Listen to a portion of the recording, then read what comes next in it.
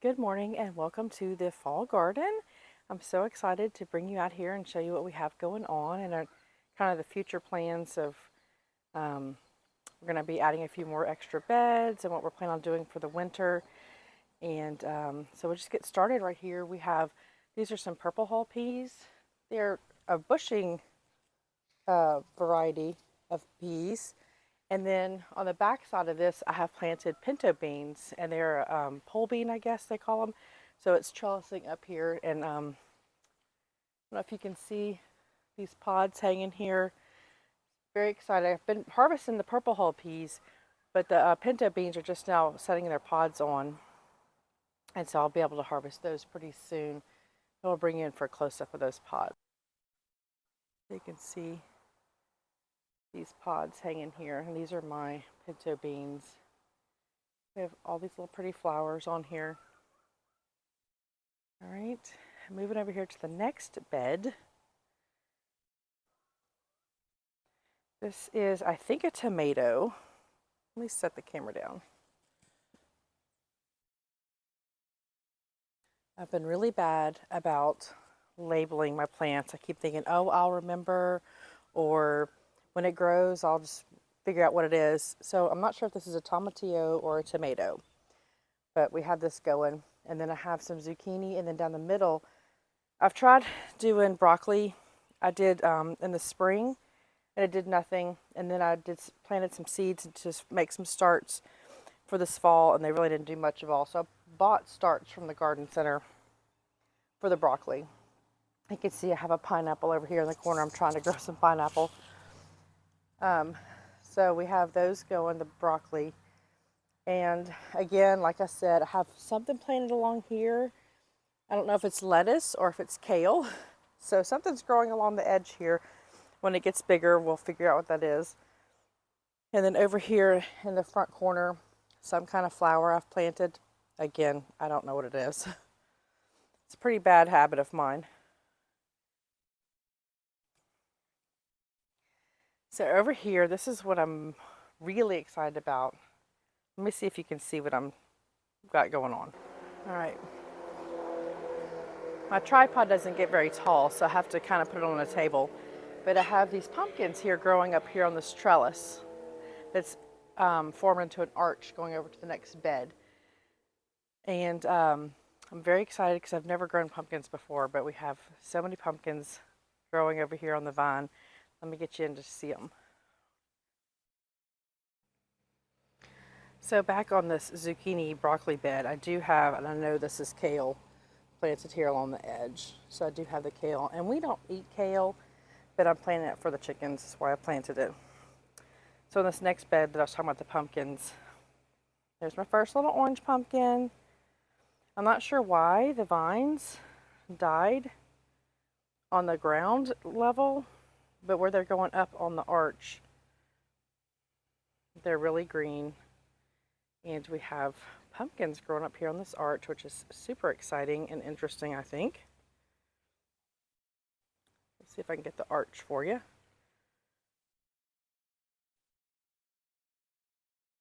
There we go.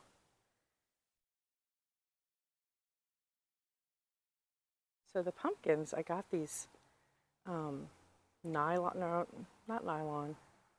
I'm not sure what the fabric is. I can link them down in the description. These little bags to hang the pumpkins from the arch so they don't weigh down too much. And then I heard about this little craft from the Dollar Tree. These little hanging jars, and you just take apart some solar yard landscape lighting and put those in the jars. So at night, these will light up hanging from my arch. And I do have another arch on the other side. Just swing around real quick. Right here. And I'm going to hang some more up here. I just haven't gotten them yet. Just was trying it out before I bought more. All right, on the other side of this arch, I have these zinnias.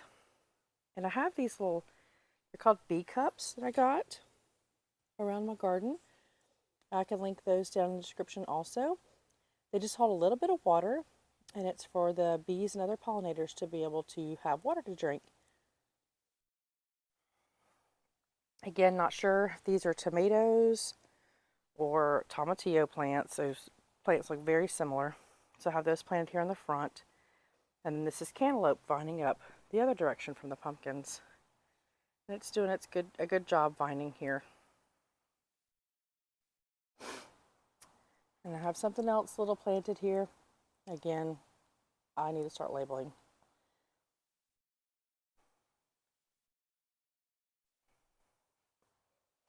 And there's the cantaloupe.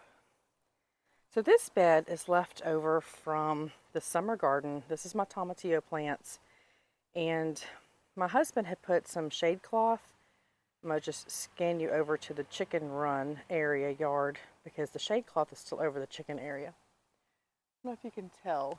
It's a 40% shade cloth. And after he put this up over, because it did not rain all summer and the temperatures are about 105. So once he put those over these tomatillos and tomato plants, they took off. And there's blooms covering these tomatillo plants. But sadly, as they developed, well, this one's not hollow, but it does have this hole in it. A lot of these were hollow. And so I don't know if it's really going to produce any fruit like this one, just completely hollow. So I don't know if I'm really going to get a harvest out of this. But there's also these random pepper plants in here that now have peppers on the plants. So what I think I'm going to do is I'm going to pull all this out of here, and this is where I'm going to plant my garlic for the fall going into spring. This bed over here that we'll get to in a minute is full of peppers, and if you can see, they're leaning over. They're just so full of peppers that when I harvest all these peppers, I think I'm going to turn that into garlic also. But moving beyond these tomatillos, this basil is looking pretty sad right here. It must have gotten too cold. We had a couple mornings where it dipped down to like high 40s, like 49. But these are my fall tomato plants. We saved the seeds from our summer plants of Creole tomatoes, and we're able to start some more Creole tomatoes here. And then we also have on this side another bed of tomatoes. Now the white powder on here is not like the 7 dust or whatever. This is diatomaceous earth. If you're not familiar with it, I don't remember exactly all the technical details about it. It is natural, and it is actually a dietary supplement for humans. And I'm not sure if it's like an anti-parasitic for humans. I'm not sure exactly what the mechanism of action is for a human. But essentially what it is it's ground up, I think maybe exoskeletons of bugs. Again, I don't remember. You could look it up. Diatomaceous earth. And so what happens is the bugs eat that. It cuts them up from the inside. And that's how you have a natural pest control. Is pest the right word? I'm not talking about mice or anything. I'm talking about like things to eat your tomato plants or any of your plants. I'm kind of losing my words right now. So again, there's another one of those little bee cups. And then I have some more flowers planted around here on this little edge here, but of course I don't know what they are. So here's my not tomatoes. We just moved from the tomatoes. These are my peppers. These plants with the heat, peppers love heat. They are drooping everywhere. I'm going to have to insert a picture right here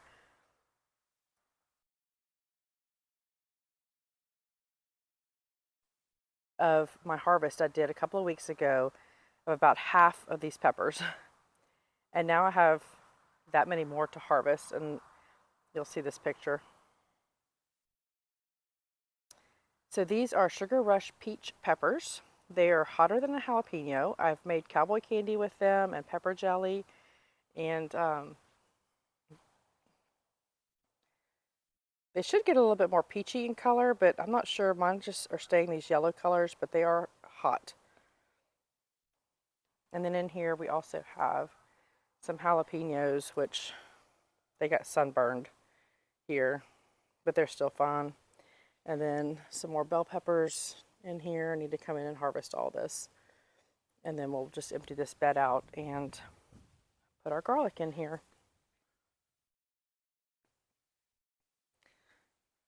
You can see these plants are just, we put these boxes here to try and prop them up because they were just falling over with blooms. So I knew that they were going to get heavy with the peppers, and they sure did.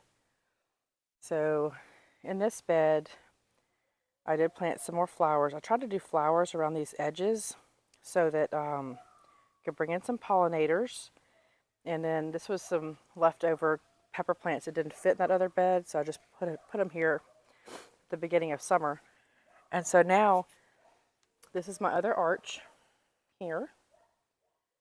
These are cucumbers. They're going to vine up over this arch. I already have flowers here in my cucumbers. My son's asking for some, I think, bread and butter pickles. So that's my first game plan on my cucumbers to get harvested.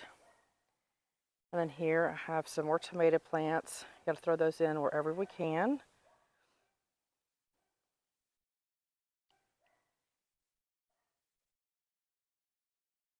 And actually, the bell peppers, you can see them.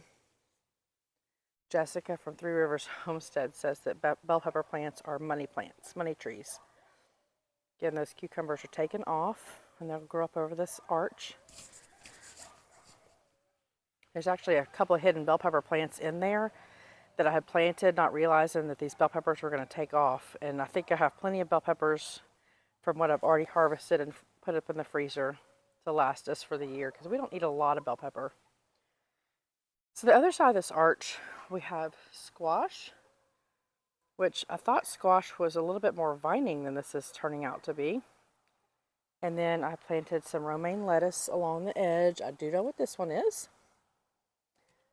But I think under the squash plants, it might be a little too shaded for the lettuce to grow. So we'll see what we can get out of the lettuce.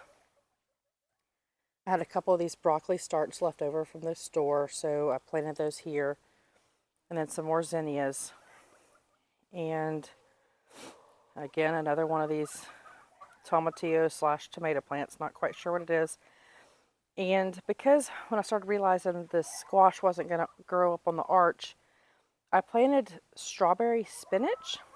It's vining, and it's like a spinach leaf that has a taste of strawberry. So I thought that would be great for salads. And you can see they're coming up here. So I planted those all underneath this arch to grow up. And then just like the broccoli, I have Brussels sprouts. We tried those in the spring. They didn't do anything, and they haven't done anything out here either. And then right in here, honestly, this is either parsley or poppies. I'm not sure, because I planted the other one at the edge of this bed. So this is either parsley or poppies. Not sure. So something else we plan on doing is I have these beds going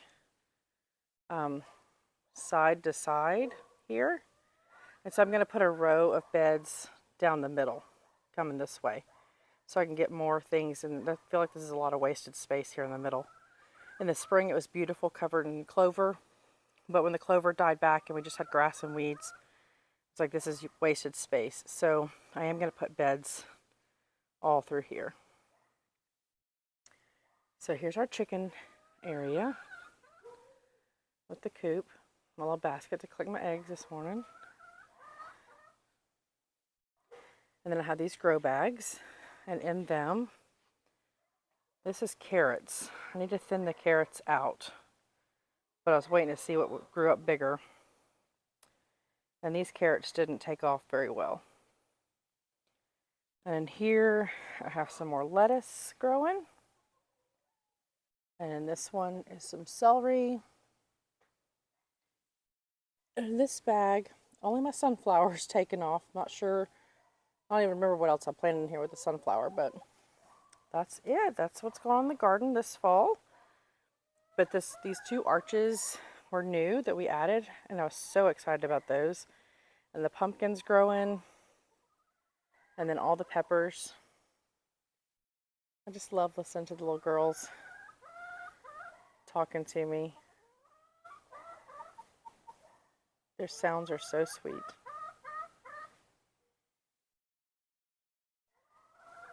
I think she knows I'm talking about her. Ooh, stretching.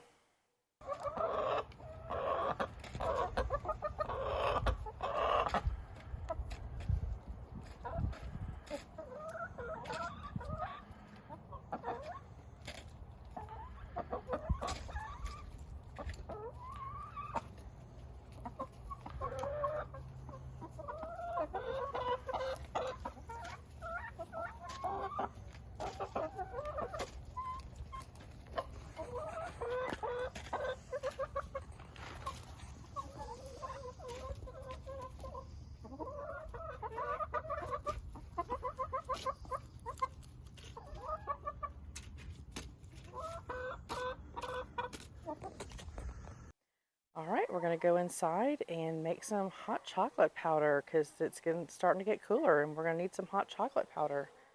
So we're going to go inside and do that. All right, we're back in the kitchen and we're going to get some hot chocolate powder going with the cool fall weather coming in, moving into the winter months. Hot chocolate is always a good thing to have around. And about 2 years ago, I made some hot chocolate powder. And it was my first attempt, and I just had to keep adding and adding and adding after we make a cup and taste it.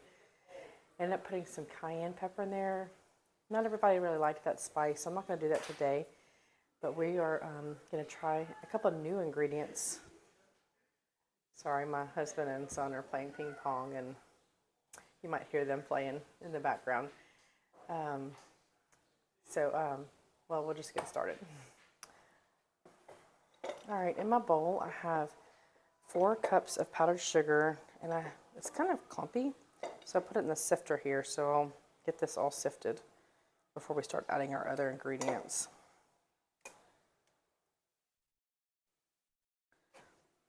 So you can store hot chocolate mix for probably 6 months in your pantry in like mason jars, which is what we're going to do today. When I made it 2 years ago, it got us through 2 winters, the amount I had made. So what we had done was we vacuum sealed our mason jars. We put a little cupcake liner in the top of it so that our vacuum sealer didn't suck any of the powder in, and did it that way.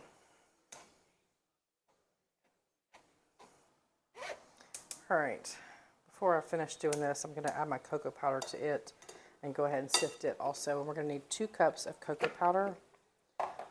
If this isn't enough, I have another bag. I just want to use the last of this before I put my new bag in here.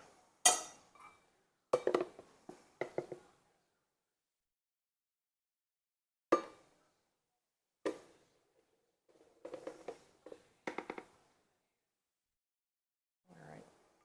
And something like this doesn't have to be exact measurements.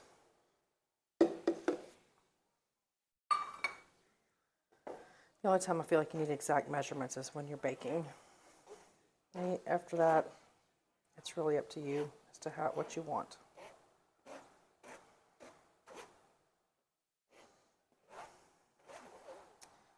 So the reason I started making hot chocolate mix was my son played high school football, and the parents worked in the concession stand, and we sold hot chocolate.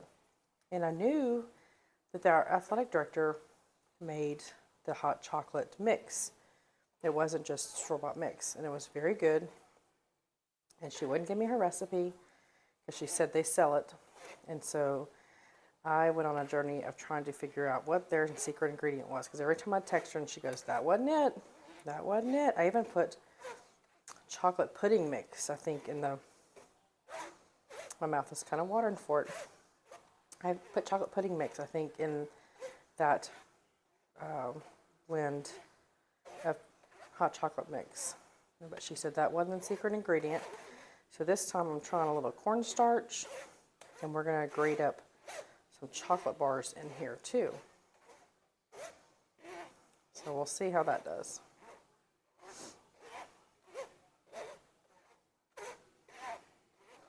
All right, I'm going to go ahead and add the cornstarch in here. Since I'm almost finished, we'll get that sifted also. So we are going to need 4 tablespoons of cornstarch. Let me grab my tablespoon.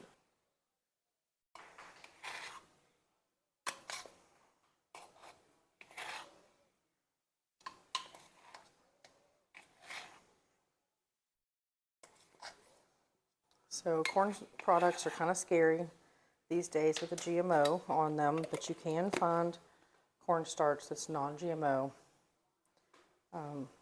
that is available out there.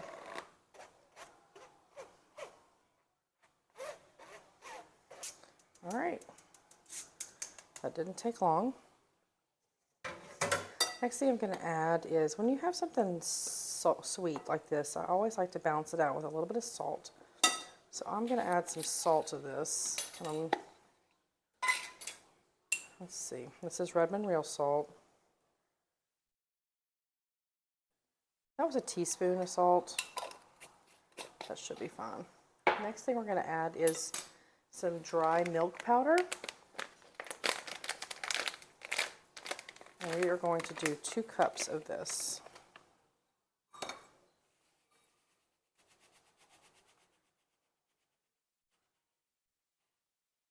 Okay, so 1 packet is 1 cup, so we'll do 2 packets.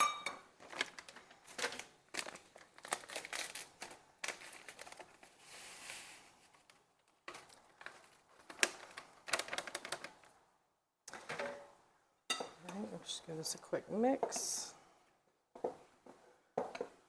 When I'm layering things in like this and mixing a lot, I like to mix as I go, instead of trying to get it all mixed at the very end.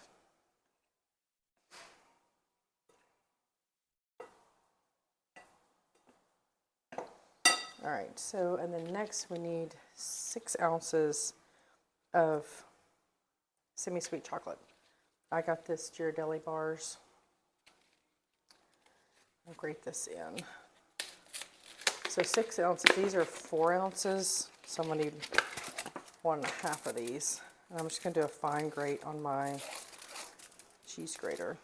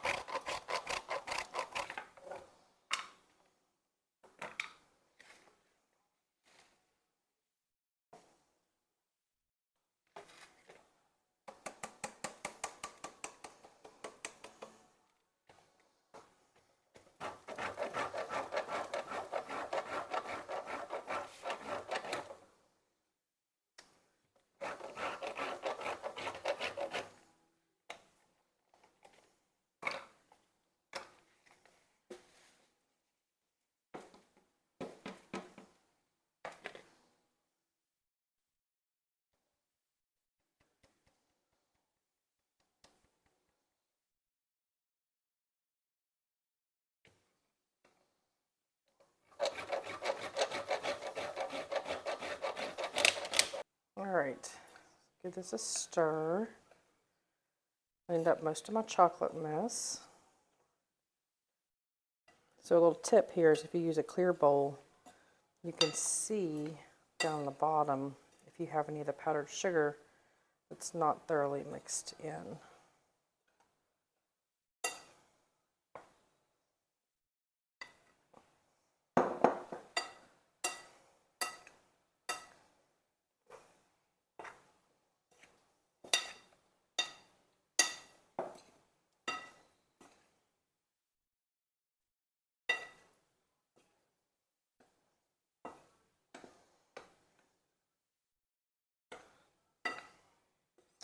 All right, I'm gonna get a mug with some hot water, and we are gonna try this.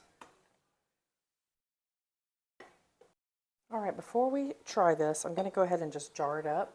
I'm gonna use just my mason jars here. I have some quart ones, I have a pint one. This would be good for Christmas gifts if you wanted to make small jars of this and give them to your friends and family. For a cup of hot water, you're gonna use 2 tablespoons of this mix. in your cup.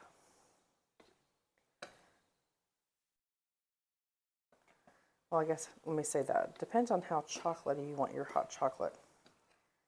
I think my kids usually put 3 spoons of the mix in their cup.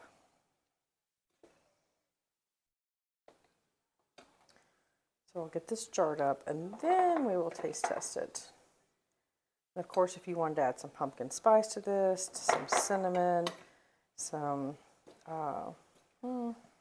cayenne pepper like I did before, and you could do all kinds of things. And then for your toppings, you can do marshmallows, whipped cream.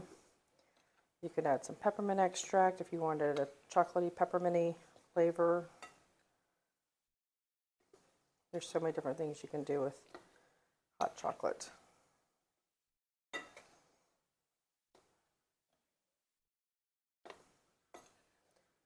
Well, this isn't going to last me 2 years like my last batch of this did. This probably won't last me 1 year. We like to have a lot of people over from church quite a bit, so we go through a lot of stuff.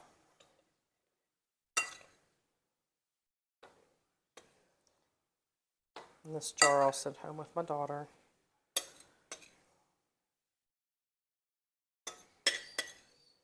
All right, I'm going to leave that for my cup.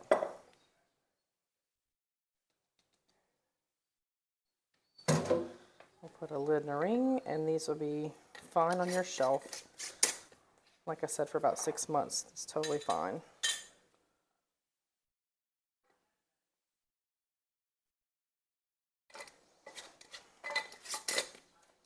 And that makes a cute gift. You could even put marshmallows in here if you wanted. I know they have, I don't even know what they call them, the little mini marshmallows, but they're dried, kind of like a, basically like a marshmallow Lucky Charms cereal. You could put those in here if you wanted to give it as a gift, and put those mix-ins already on there, in there. All right, I'm gonna get my cup of water now and we'll try this. All right, so I have my cup, my mug here with a K on it for Katie. This is my a mug that my friend gave me 1 year. And I'm gonna put my powder. And you know what? I don't even think at the beginning of this video that I mentioned my name is Katie. And if you're new to my channel, welcome. Sorry, take me all to this video to welcome you. But my name is Katie, and this is Louisiana Cooking and Living. I hope you've enjoyed this today, where we've gotten out in the garden, checked out everything that's going on in the garden this fall, my plans going forward, and what we're going to do between now and the spring with the garden, and then just whipping up this hot chocolate together. All right, I'm getting my powder in here, and I'm giving it a quick stir. And we'll taste this together.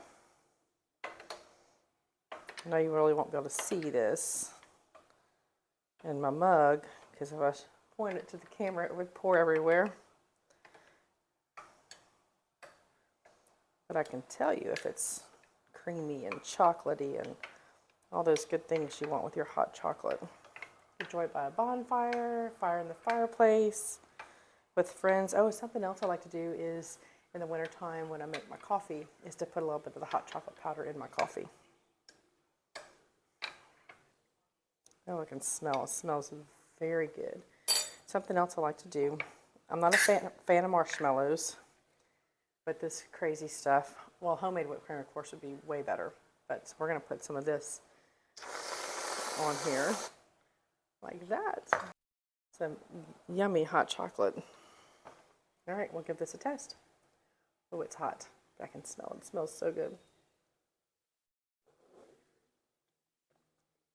Okay. It's very chocolatey. I think what I'm going to do is I'm going to dump these back out, and I hate to say this, my daughter said you shouldn't try a new recipe for the video, but you know what, this is real life, and I'm taking you along on my journey with figuring out recipes, and this is what we do in the kitchen, is we figure out recipes and tweak them and make them better and change things up. But I think I might dump these jars back out and add about another cup of powdered sugar to it, and maybe even some more of the milk powder because it is very chocolatey. So that's what I'm going to recommend. If you do this recipe, follow along, but then add more powdered sugar and more of the milk, because the recipe I found that I kind of loosely based this off of, even though it has the milk powder in it, they said that whenever you make it, you can either heat milk or heat water. And I just went with the water because we have a Keurig, so it makes the water hot for us. So that's what I did. But I think it needs a little bit more of the milk into it, make it a little bit more creamy, but the chocolate is very good. So hope you give it a try. If y'all change up the recipe or think of something different that you like to put in your hot chocolate, if you want to just leave that in the comments and let me know how you like your hot chocolate. And we'll see you next time. Thanks for watching.